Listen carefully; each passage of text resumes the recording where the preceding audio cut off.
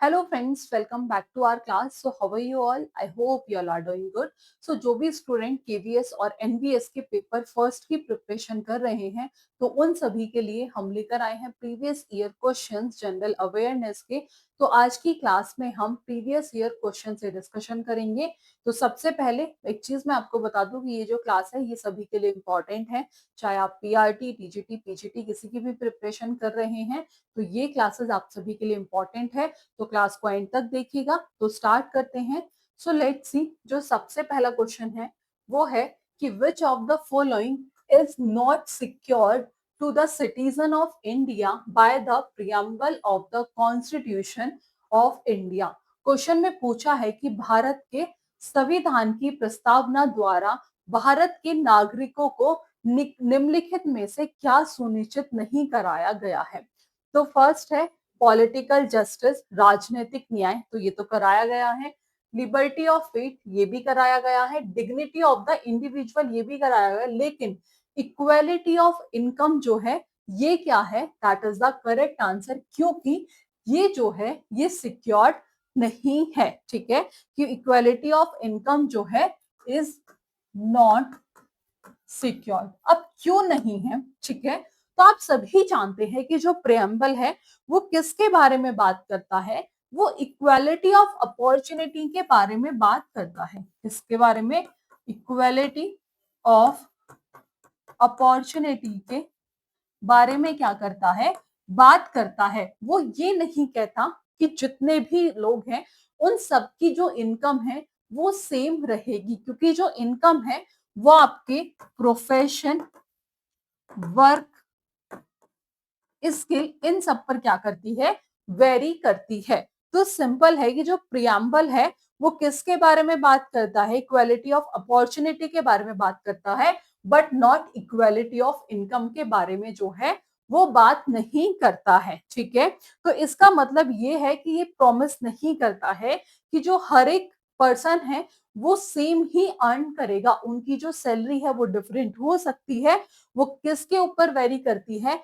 वो उनके काम, प्रोफेशंस और उनके स्किल्स पर जो है वो वेरी करती है। तो इस केस में जो सिक्योर्ड नहीं है वो है इक्वालिटी ऑफ इनकम। तो जो थर्ड ऑप्शन है ये क्या हुआ? सही आंसर। बाकी के ऑप्शन भी हम देखेंगे। लेट्स सी, पहला है पॉलिटिकल जस्टिस। तो पॉलिटिकल जस्टिस आप सभी जानते हैं जो कि प्रियम्बल में क्या है? सिक्योर्ड है। जिसका मतलब क्या होता है कि हर एक सिटीजन यानी कि हर एक नागरिक के पास क्या होता है? पॉलिटिक्स में पार्टिसिपेट करने का इक्वल राइट होता है। ऐसा नहीं है कि किसी के पास ज्यादा है, किसी के पास कम है। हर एक सिटीजन के पास क्या होता है? पॉलिटिक्स में पार्टिसिपेट करने का इक्वल राइट होता है, जैसे कि वोटिंग हो या फिर इलेक्शन, कॉन्टेस्टिंग इलेक्शन यानी कि इलेक्शन लड़ना हो, या फिर having a show in how the country is run, और फिर या तो ये हो कि देश के प्रशासन में अपनी राय रखना हो। तो ये सब क्या है? उन सबकी इनको फ्रीडम होती है। ठीक है, दूसरा था आपका लिबर्टी ऑफ फेथ। ये भी प्रियम्बल में सिक्योर्ड है। इसका मतलब क्या है कि हर एक जो है वो फ्री है किस चीज को? कोई भी रिलीजन को फॉलो करने के लिए। यानी कि इसका अर्थ है कि हर व्यक्ति को किसी भी धर्म को मानने और उसका पालन करने की क्या है? फ्रीडम है, आजादी है। ये नहीं है कि हम उस पर रोक टोक नहीं कर सकते। तो हर किसी के पास क्या है? अपनी फ्रीडम है। तो बिना रुकावट के, बेशर्ते कि यह है शांति भंग ना करे। तो ये भी कैसा है? ये भी प्रियम्बल में सिक्योर्ड है। थर्ड जो था इक्वालिटी, सॉरी, जो थर्ड था इक्वालिटी ऑफ इनकम, ये आपको बता दिया ये सिक्योर्ड नहीं है। ठीक है, क्योंकि जो प्रियम्बल है वो किसके बारे में बात करता है? इक्वालिटी ऑफ अपॉर्चुनिटी के बारे में बात करता है, इक्वालिटी ऑफ इनकम के नहीं। इनकम जो किस पर डिपेंड करती है? वो बेसिकली आपकी प्रोफेशन, काम और इन सब पर डिपेंड करती है कि आप कैसा काम करेंगे। ठीक है, आपको कितना आता है, आपको नॉलेज कितनी है, उस पर डिपेंड करती है। आफ्टर दैट नेक्स्ट आता है डिग्निटी ऑफ द इंडिविजुअल। ये भी क्या है? ये भी प्रियम्बल में सिक्योर्ड है। इसका मतलब क्या है कि हर व्यक्ति के साथ सम्मान से व्यवहार हो और समाज व सरकार उसकी इज्जत की रक्षा करे। तो सिंपल है कि हर एक पर्सन इट मीन्स कि every person should be treated with respect, कि हर एक पर्सन के साथ रिस्पेक्ट से ट्रीट किया जाए and their self respect should be protected by society, कि उसकी सेल्फ रिस्पेक्ट जो है वो सोसाइटी के द्वारा उसकी रक्षा करी जाए और गवर्नमेंट के द्वारा भी उसकी रक्षा करी जाए। तो ये तीनों जो है वो सिक्योर्ड है। जो सिक्योर्ड नहीं था वो था आपका इक्वालिटी ऑफ इनकम। ठीक है, आगे बढ़े। Next question, question number next है, सेकंड है कि which of the following Indus valley civilization cities is not in India. Question में पूछा है कि सिंधु घाटी सभ्यता का कौन सा स्थल भारत में स्थित नहीं है। तो फर्स्ट ऑप्शन है कालीबंगना, ये है। ठीक है, दूसरा है राखीगढ़ी, ये भी है। लोथल भी है, लेकिन मोहनजोदारो जो कहाँ है, जो कि पाकिस्तान में है, और यही क्या हो जाएगा करेक्ट आंसर, क्योंकि यही क्वेश्चन में पूछा है। तो जो पहला है कालीबंगन, ये कहाँ आता है, ये है आपका राजस्थान इंडिया, राजस्थान इंडिया। दूसरा आता है आपका राखीगढ़ी, ये कहाँ है, राखीगढ़ी जो है ये हरियाणा में है, ये कहाँ है, हरियाणा में है। और लोथल कहाँ है, ठीक है, राखीगढ़ी जो है ये कहाँ है, हरियाणा में है, और लोथल कहाँ है, ये है गुजरात। ठीक है, लेकिन जो मोहनजोदारो है ये कहाँ है, ये है पाकिस्तान, और यही क्वेश्चन में पूछा था, तो यही क्या हो जाएगा आपका सही आंसर। क्वेश्चन नंबर थर्ड है, थर्ड से पहले एक बार ये देख लेते हैं। तो कालीबंगन जो कहाँ है, जो राजस्थान और इंडिया में है, ये नॉन किस लिए माना जाता है, बेसिकली किस लिए जाना जाता है, तो ये early evidence of plugging and fire altars के लिए जाना जाता है, यानी कि हल जोतने के प्राचीन साक्ष्य और अग्निवेदियों के लिए जाना जाता है। यहाँ से भी क्वेश्चन पूछा जा सकता है। अब आता है राखीगढ़ी, ये कहाँ है, ये हरियाणा में है। ये किस लिए जाना जाता है, ये one of the largest Harappan cities है, किस जहां पर क्या होते हैं houses, drainage and burial traces, यानी कि सबसे बड़े हड़प्पा स्थलों में से ये एक है। दैट इज इंपॉर्टेंट, ये भी पूछा जा सकता है। जहां पर क्या मिले हैं, जहां पर मकान मिले हैं, हाउसेस मिले हैं, नालियां मिली है, ड्रेनेज मिले हैं, और समाधि अवशेष मिले हैं। क्लियर है, और इसे किस लिए जाना जाता है, तो one of the largest Harappan cities के नाम से ये जाना जाता है। लोथल कहाँ है, गुजरात में है। ये किस लिए फेमस है, ये फेमस है प्राचीन बंदरगाह और मनके बनाने के उद्योग के लिए क्या है, प्रसिद्ध है। किस लिए जाना जाता है, तो फेमस फॉर एंशियंट डॉकयार्ड और बीड मेकिंग के लिए ये जाना जाता है। नेक्स्ट है आपका मोहनजोदारो, जो कि कहाँ है, पाकिस्तान में है। One of the major cities of Indus valley with great bath and planned streets. Okay, तो जो डी ऑप्शन था that is the correct answer. Next देखते हैं कि what is the world social forum founded in 2001। Question में पूछा है कि 2001 में स्थापित वर्ल्ड सोशल फोरम क्या है। तो पहला ऑप्शन है a network of countries with socialist constitution. तो बेसिकली ये सोशलिस्ट यानी कि समाजवादी संविधानों वाले देश का क्या है, एक नेटवर्क है। तो जो सोशल फोरम है वो एक क्या है, is not an organisation of country, it is a meeting place for ordinary people, activist and social group. तो ये तो हो गया आपका गलत। ठीक है, जो फर्स्ट ऑप्शन है दैट इज द क्या हो गया, ये आपका गलत हो गया। दूसरा है a global civil society platform opposed to new liberal globalisation, यानी कि नव उदार वैश्वीकरण का विरोध करने वाला एक वैश्विक सिविल सोसाइटी प्लेटफॉर्म है। ये तो बात सही है। तीसरा है annual global meeting of scientist devoted to humanisation causes, यानी कि मानवीय कार्यों के प्रति समर्पित वैज्ञानिकों की वार्षिक वैश्विक बैठक। तो जो सोशल फोरम है, ठीक है, ये किस पर फोकस करता है, तो बेसिकली जो फोरम है वो किसके लिए है, वो सोशल और पॉलिटिकल पार्टीज के लिए है, बट साइंटिस्ट के लिए नहीं है। तो ये भी हो गया गलत। अब आता है fourth, international committee to counter terrorism. तो जो सोशल फोरम है वो किस पर फोकस करता है, वो पॉवर्टी पर फोकस करता है, इन इक्वालिटी पर फोकस करता है, और किस पर करता है, अनजस्टिस पर करता है। तो इस केस में ये भी गलत, तो जो सेकेंड ऑप्शन है that is the correct answer. Next question है कि which of the following is our source of rayon, कि इनमें से कौन सा रेयन का सोर्स है। ठीक है, ऑप्शन में है कॉल, वाटर, एयर, दूसरा है पॉलिस्टर एंड कॉटन, तीसरा है वुडबल्ब और फोर्थ है पीईटी दैट इज पॉलीथाइलिन टेरिथेलेट। तो अगर डी ऑप्शन की बात करूं, जैसा कि आप सभी जानते हैं, तो ये क्या है, ये टाइप ऑफ किसका है, प्लास्टिक का, टाइप ऑफ प्लास्टिक जो कॉमनली यूज किया जाता है किस लिए, पाइप्स, बॉटल्स वगैरह को बनाने के लिए। ठीक है, आप यहां लिख सकते हैं कॉमनली किस लिए यूज किया जाता है, तो कॉमनली यूज्ड इन द किसे बनाने के लिए, बॉटल्स वगैरह को बनाने के लिए, प्रोडक्शन ऑफ बॉटल्स। ठीक है, तो ये हो गया गलत। अब बात करें फर्स्ट ऑप्शन की, कॉल, वाटर और एयर। तो जो कॉल, वाटर और एयर है, ये भी क्या हो गया आपका गलत, क्योंकि is not a source of rayon. Polyester और कॉटन भी नहीं है। आप सभी जानते हैं जो रेयन है वो सिंथेटिक फाइबर है जो किससे डिराइव होता है, नेचुरल सोर्स से। जो रेयन है वो कैसा है, बहुत इजी क्वेश्चन है ये, एक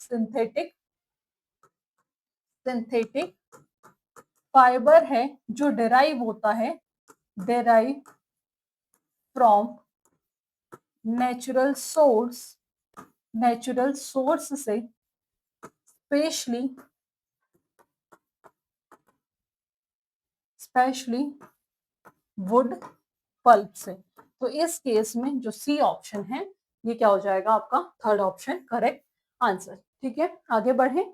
नेक्स्ट क्वेश्चन है विच ऑफ द फॉलोइंग सॉल्यूशन, कि इनमें से कौन सा सॉल्यूशन ऐसा है जो हेल्प करता है आइडेंटिफाई करने में कि presence of starch in a food item, की फूड आइटम में जो स्टार्च है वो क्या है, वो प्रेजेंट है। तो वो कौन सा टेस्ट होता है, वो होता है आयोडीन सॉल्यूशन। किससे पता करते हैं हम, आयोडीन सॉल्यूशन से। किससे पता करते हैं, वो हम आयोडीन सॉल्यूशन से पता करते हैं। तो आयोडीन सॉल्यूशन यूज किया जाता है, iodine solution is used to test starch in a food item, की फूड आइटम में जो स्टार्च है वो प्रेजेंट है या नहीं, उसके लिए हम किसका यूज करते हैं, उसके लिए हम आयोडीन का यूज करते हैं, आयोडीन सॉल्यूशन का यूज करते हैं। तो iodine solution is used to test starch in a, ठीक है, is used to test starch in a food item. तो बेसिकली पता कैसे चलता है, तो आयोडीन को जब हम ऐड करते हैं सब्सटेंस में जो स्टार्च कंटेन कर रहा है, ठीक है, बेसिकली आयोडीन को जब हमने फूड आइटम में एड ऑन किया, सिंपल है, अगर फूड आइटम जो है वो स्टार्च कंटेन कर रहा है, ठीक है, अगर उसके अंदर स्टार्च है तो किसमें चेंज हो जाएगा, ब्लू ब्लैक कलर में, किसमें, ब्लू ब्लैक कलर में। तो इस केस में जो पहला ही ऑप्शन है डाइल्यूटेड आयोडीन सॉल्यूशन, यही क्या हो जाएगा आपका सही आंसर। ठीक है, क्योंकि कॉपर सल्फेट सॉल्यूशन गलत है, सॉल्यूशन ऑफ कास्टिक सोडा गलत है, डाइल्यूट सॉल्यूशन ऑफ पोटेशियम पर मैग्नेट भी क्या है, गलत है। आगे बढ़े। Next question, match the deficiency of vitamin and minerals with disease and disorder goes by the winner list. तो विटामिन बी1 की कमी से क्या होता है, बेरी बेरी, यानी कि ऑप्शन नंबर सेकंड। तो ए का हो गया आपका सेकंड। नेक्स्ट से विटामिन डी की कमी से क्या होता है, रिकेट्स होता है, तो बी का हो गया आपका थर्ड। ठीक है, आयोडीन की कमी से क्या होता है, गॉइटर होता है, तो सी का हो गया फोर्थ। कैल्शियम की कमी से क्या होता है, बोन एंड टूथ डिके, तो डी का हो गया आपका फर्स्ट। तो लेट्स सी, ए का फर्स्ट तो नहीं है, ए का फोर्थ भी नहीं है, ए का फोर्थ भी नहीं है, तो जो सेकेंड ऑप्शन है that is the correct answer. Next question है विच टू कंट्रीज इन, मतलब क्वेश्चन में पूछा है कि which two countries stood first and second in the International Boxing Association youth man and women world boxing championship जो कहाँ हुई थी, held at La Nucia Spain in November 2022, कि नवंबर 2022 में ला न्यूसिया स्पेन में आयोजित हुआ था international boxing championship youth men's and women's world boxing championship में पहले और दूसरे स्थान पर कौन से देश रहे। तो जो पहले स्थान पर जो था, फर्स्ट पे था, वो था कौन था, उज्बेकिस्तान। उज्बेकिस्तान। अब बात करें सेकंड पर कौन था, तो सेकंड पर था इंडिया। कौन था, इंडिया। तो पहला है इंडिया एंड स्पेन, गलत। स्पेन एंड उज्बेकिस्तान नहीं। तो जो थर्ड ऑप्शन है ये क्या हो जाएगा आपका सही आंसर। क्लियर है, आगे बढ़े। नेक्स्ट क्वेश्चन है, क्वेश्चन नेक्स्ट है आपका, who among the following was awarded the 31st Saraswati सम्मान अवार्ड फॉर द ईयर 2021, कि वर्ष 2021 के लिए 31वां सरस्वती सम्मान पुरस्कार किसे प्राप्त हुआ। तो ये क्वेश्चन आपका होमवर्क में है, इसका आंसर आप हमें कमेंट बॉक्स में बताएंगे। नेक्स्ट है, which film won the best film award, कि इनमें से कौन सी फिल्म को बेस्ट फिल्म अवार्ड मिला in the 53rd international film festival of India 2022, जो कि कहाँ हुआ था, जो कि गोवा में हुआ था। तो कौन सी फिल्म थी, वो थी आपकी आई हैव इलेक्ट्रिक ड्रीम्स, या फिर नो एंड, या परफेक्ट नंबर, या व्हेन द वेव्स आर गोन। तो let's see, I have electric dreams ये बेस्ट फिल्म थी जिसे गोल्डन पीकॉक अवार्ड मिला। अब ये कुछ मेजर अवार्ड है, जैसे बेस्ट फिल्म का अवार्ड दिया गया आई हैव इलेक्ट्रिक ड्रीम्स को, बेस्ट डायरेक्टर का अवार्ड मिला नादिर सैवियर को, किसके लिए, नो एंड के लिए। बेस्ट मेल एक्टर का अवार्ड मिला वाहिद मोहबे सारी को, ये भी किस लिए मिला, नो एंड के लिए मिला। और बेस्ट फीमेल एक्टर को मिला डेनिला मारिन नेवेरो को, आई हैव इलेक्ट्रिक ड्रीम्स। ठीक है, तो इस केस में जो सही आंसर होगा वो होगा आई हैव इलेक्ट्रिक ड्रीम्स। तो जो ए फर्स्ट ऑप्शन है that is the correct answer. Next है, National Cadet Corps NCC celebrated its 74th anniversary, इनमें से वो किस डेज को जो है वो सेलिब्रेट करती है, तो वो करती है 27 नवंबर 2022 को। तो जो फर्स्ट ऑप्शन है that is the correct answer. ठीक है, NCC that is national Cadet corps was raised on 15 जुलाई 1948 में, कहा था, ये भी पूछ लिया जाता है, तो न्यू दिल्ली में। ठीक है, और ये क्या है, लार्जेस्ट यूनिफॉर्म यूथ ऑर्गेनाइजेशन है वर्ल्ड में। ठीक है जी, इसकी जो एनिवर्सरी है वो कब होती है, 74th NCC anniversary that is 27 नवंबर 2022। ठीक है, आफ्टर दैट एनसीसी डे कब मनाया जाता है, ये पूछ लिया जा सकता है। तो ये ऑब्जर्व होता है on the 4th Sunday of November every year. Okay, और 1948 में 4th संडे ऑफ नवंबर को मार्क किया गया था फर्स्ट एनसीसी डे। ठीक है, तो एनसीसी डेवलप करता है डिसिप्लिन, यूनिटी, लीडरशिप और नेशनल सर्विस अमंग यूथ। मोटो इसका पूछ लिया जाता है तो दैट इज यूनिटी और डिसिप्लिन। ठीक है, 3 विंग्स होते हैं, आर्मी, नेवी और एयर विंग्स। ठीक है, तो ये थे क्वेश्चंस जो हमने आज की क्लास में डिस्कस किए हैं। आई होप क्लास पसंद आई होगी। नेक्स्ट क्लास में मिलेंगे नेक्स्ट क्वेश्चंस के साथ। आज की क्लास में इतना ही, मिलेंगे नेक्स्ट क्लास में नेक्स्ट टॉपिक के साथ। So thank you for watching this class.